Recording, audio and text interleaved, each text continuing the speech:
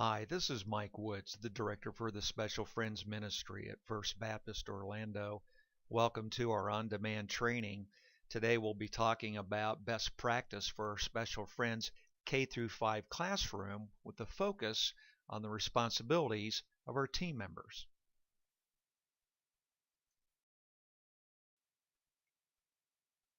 Before I start talking about the responsibilities of our team members, I wanted to discuss briefly how our classroom was set up because both topics are related. In our classroom, it's not uncommon to have 2 to 3 times as many learners as we do team members in the classroom. For that reason, it would be impossible to match up one team member to one learner or one adult to one child. Because we have so many kids, we would end up having kids that would have no adults whatsoever. So we use something in our classroom called the zone defense, and the zone defense comes out of educational best practice based on some research studies at Vanderbilt University. And a zone defense is something that's used quite often in special education classrooms in the school system, and so we've adopted it in our Special Friends K through 5 classroom at First Baptist Orlando. And we'll talk a little bit more about it in depth on the next slide, kind of how it looks and how it operates.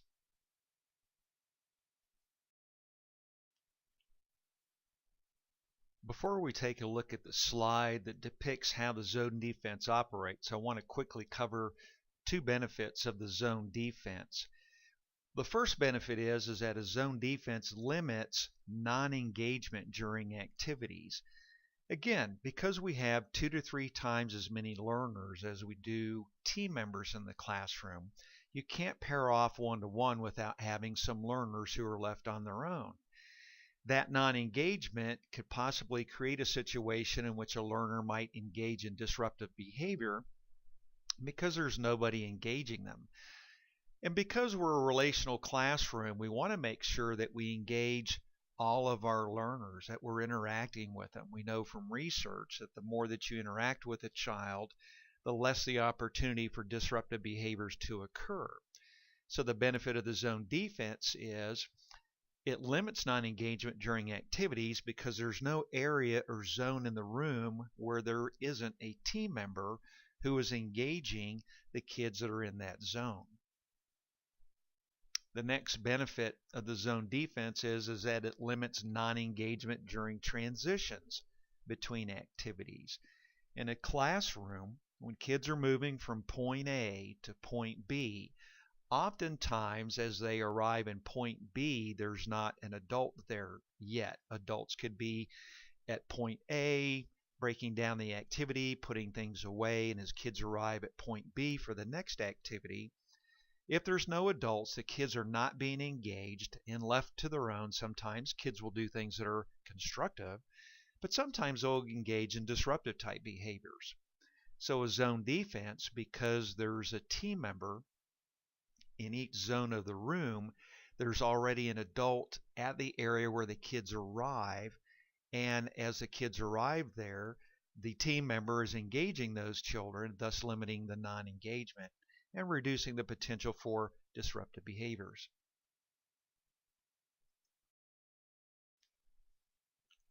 All right, so let's take a look at how the zone defense is set up. In our Special Friends K through 5 classroom, the room is set up where there are 5 zones. 2 of those zones include table areas, and in those table areas, the kids sit at the table and engage in table type activities. Our Special Friends activity page curriculum can be accomplished at those table areas. Puzzles, Play-Doh, Legos, coloring, a variety of activities that can occur at those tables are the type of activities that are conducted. In another area of the room, we have a jungle gym set. There's also some therapy balls, hula hoops, a variety of gross motor type activities occur in that particular zone in the classroom. And then in another zone in the classroom is a pretend play area where there's a Thomas the Tank set and a kitchen type setup for pretend play. So in our room, for example, we would have one of our team members at the table in that particular zone. And in that area, That team member would be responsible for engaging the kids that are sitting at the table in any of the variety of activities that I talked about before. Another team member would be positioned in the gross motor play area.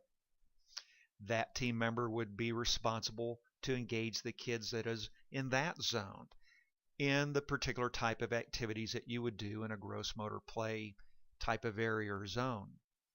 In the pretend play area, you would have another team member who would be stationed in that zone and be responsible strictly for the kids that are in that zone, engaging the kids in pretend play. And then at the other table area, you would have another team member who would be responsible for the kids who are in that zone. And so whether it's one or two or three of our learners, they would be at the table, and that team member would be engaging with them in the type of activities that would occur at the table that I mentioned before. And then in that area of the room in the middle would be our fifth team member, and that team member is responsible for that zone or area of the room. Now, typically there's nothing in this area of the room, so this is the team member that's going to catch kids as they transition from one area to the room of another.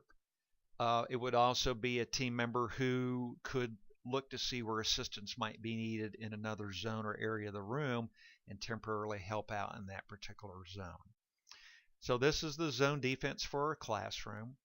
It typically consists of 5 team members, with each team member being responsible for engaging the kids in a specific zone or area of the room.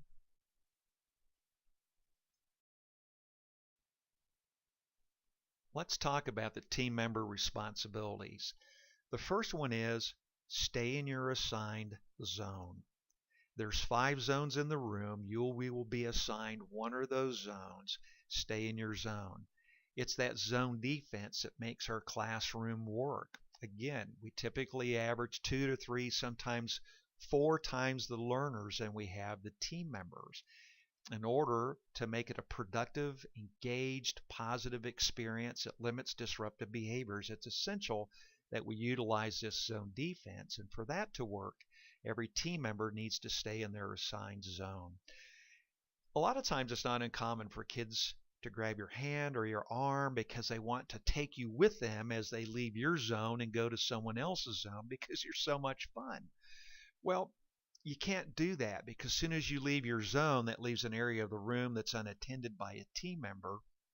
And we want to make sure that at 100% of the time that we're covering the room in a way that all of our kids are engaged. And that way it also helps to minimize disruptive behavior. So stay in your assigned zone. The next thing is just have fun and engage the learners. Enjoy yourself. Whatever area that you are or zone or that you are in the room, whatever its purpose or function is, engage those kids in that purpose or function and just enjoy yourself. Relax, have a good time, make it fun for your learners. Ours is a very relational classroom, so we want to make sure that we're always interacting with our learners. Ours is also an activity-based learning type classroom. And we use our curriculum and engage our kids in activities and teach them our curriculum through the activity itself. And that's why it's important to just be having a good time and engaging the learners in the purpose or function of the zone that you're in. The next thing is to build friendships with the kids. Ours is a very relational ministry. You know, when Jesus was asked what the most important commandment was, he said to love God with all your heart, and all your mind, and all your soul, and your strength. It's a vertical relationship. But he added, love your neighbor as yourself. And so Christianity is also a relationship in the horizontal. And nobody ought to do relationships better than we do. That's what we're all about. So also make sure that you're taking the time as you're having fun and engaging the learners to build those friendships. It's not uncommon that in your zone that you might have more than one learner. In fact, more than likely that's going to happen to you on a regular basis. It's not uncommon to have 2, 3, sometimes even 4 learners. And you want to take time to engage all of the learners. But you're always keeping an eye out for the learner or the child who needs your support the most. Maybe they need physical assistance. Maybe they look like they're becoming a little anxious and they might need more emotional assistance and engagement on your part to calm them down. But have fun with all the learners, but always keep an eye out for the one who needs your support the most. And in that moment that they do, give them your time and your energy and your attention. Our curriculum in the Special Friends K through 5 classroom is a character-based curriculum. So for example, let's say that the character quality for the month that we're focusing on is patience. One of your responsibilities is to model patience so that the kids can see what that looks like. Also, you're going to discuss that month's character quality.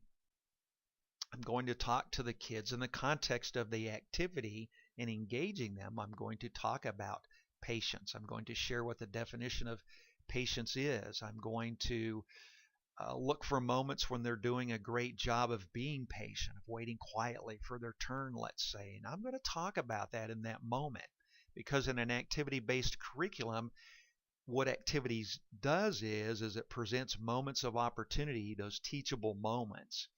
And it's in that moment that you're going to want to discuss that month's character quality. And those are the team members' responsibilities. Stay in your assigned zone, have fun and engage your learners, build friendships, identify the learner who needs your support the most, model that month's character quality, and in those teachable moments, discuss that month's character quality with the learners that are in your zone.